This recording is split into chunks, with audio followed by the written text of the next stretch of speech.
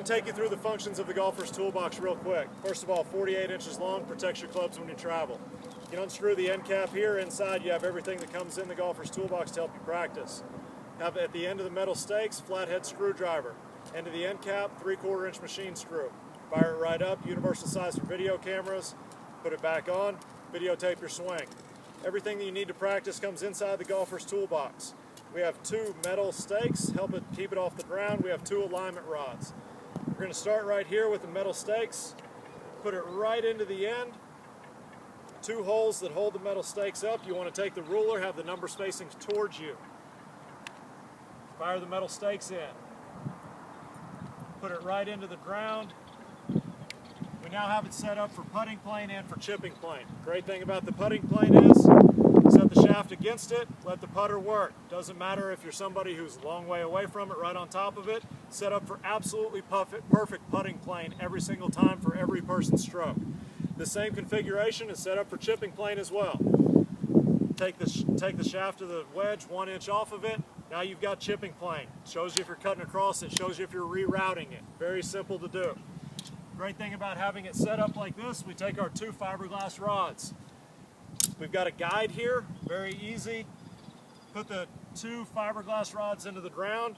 We now have a very easy way to set up swing plane. Doesn't matter what club you're working. Longer the club, flatter you get.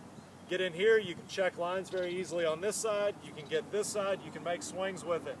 You can make them wider, you can make them closer. Shows you if you're sliding off of it, shows you if you're sliding into the ball. A lot of different ways that you can work this configuration.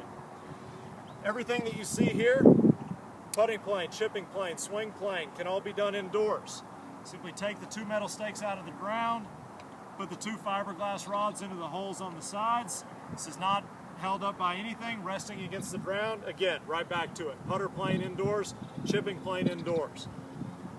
Same way, we're just going to turn it right up on its end. Exact same configuration we just had. Now we have swing plane for indoors. Obviously you're not going to be hitting drivers with it. It's fairly up and down, but you can still work lob wedges, gap wedges inside. Another great way to set up the toolbox here, you get rid of the 2 metal stakes, get rid of one of the alignment rods, fire one of the fiberglass rods straight through the center of the toolbox. We now have 4 90-degree angles set up for ball position and alignment. Really easily, and what I think makes this better than anything else on the market, hit a ball, knock it back. Hit a ball, knock it back. Hit a ball, knock it back. You're never hitting balls out of divots again. You can go through, analyze your divots, anything you need to do from this configuration. A couple other things that you can do. Nice thing about this is it's symmetrical. We've got 2 grips on each end. You don't have to worry about holding the driver this way and trying to stretch. You can stretch with this. You can bend. You can do anything you need to do. You're never going to bend it. You're never going to break it. You can stretch everything from the calves all the way up to the shoulders with this. And again, one nice thing about it is when it's unloaded through the end cap here, it weighs 1.5 pounds. It's great for a weighted swing club. You can add both the alignment sticks and the metal rods back into it, make it 1 pound heavier, and now you've got a 2.5 pound weighted swing club. Everything that you need to do to practice, to protect your clubs when you travel, it's the only training aid you're ever going to need. Golfer's Toolbox.